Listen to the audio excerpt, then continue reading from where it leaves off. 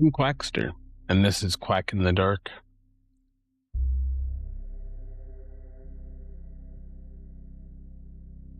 Last episode, you heard 4 stories.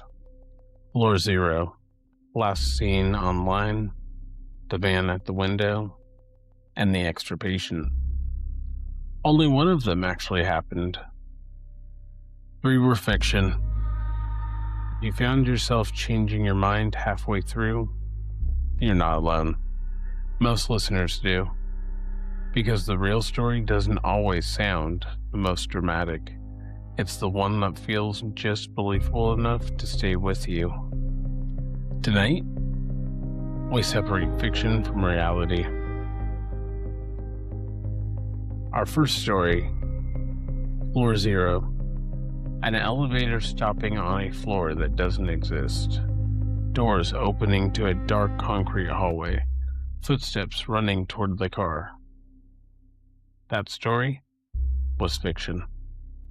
Elevators malfunction. They misread sensors. They occasionally stop between floors.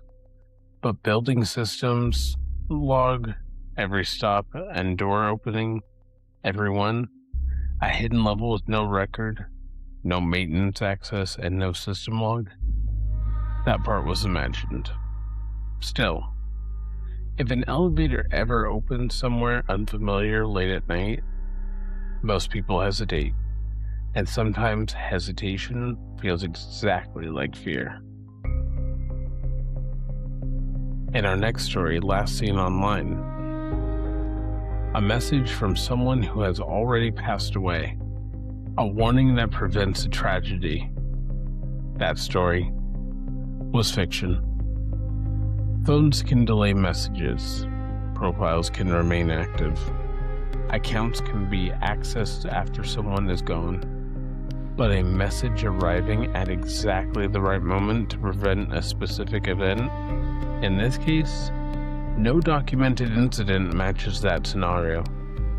It feels believable because grief creates strong coincidence, and coincidence often feels supernatural. How did you guys do with our next story, the third one? The man in the window.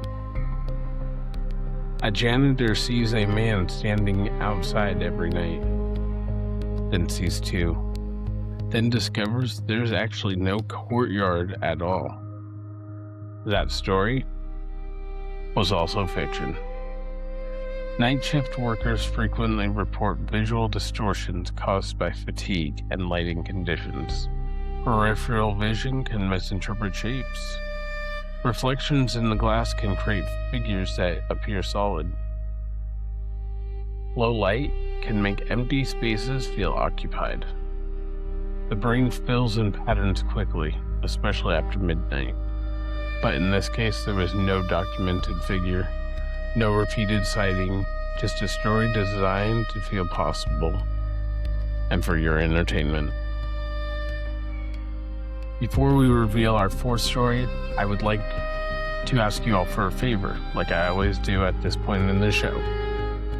If you are listening on Spotify, YouTube, Apple Podcasts, if you could do me a quick favor and like, subscribe, drop a 5-star review, or even word of mouth mention to your friends who you think would enjoy this podcast.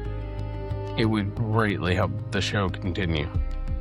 I appreciate all the support. Let's reveal story number 4. The extra patient. A nurse counts 4 patients, then 5.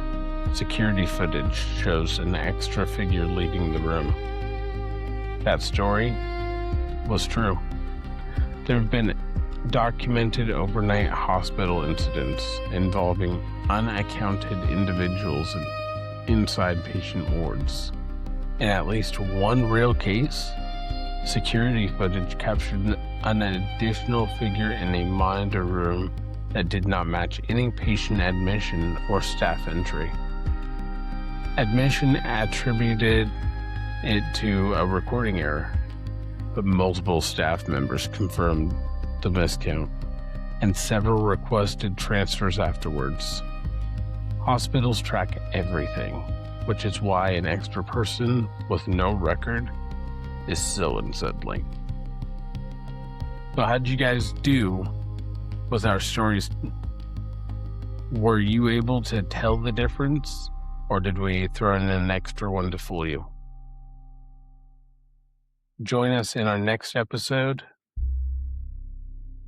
where we tell our next 4 stories, 1 true, 3 fiction. Here's what makes this show work. The fictional stories rely on atmosphere. The real stories rely on possibility. And possibility is what lingers. Because you can dismiss a ghost. You can dismiss a monster.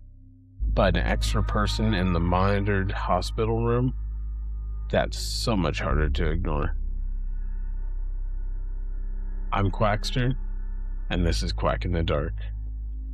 If you find yourself counting people in a room, count carefully, just to be sure. Good night.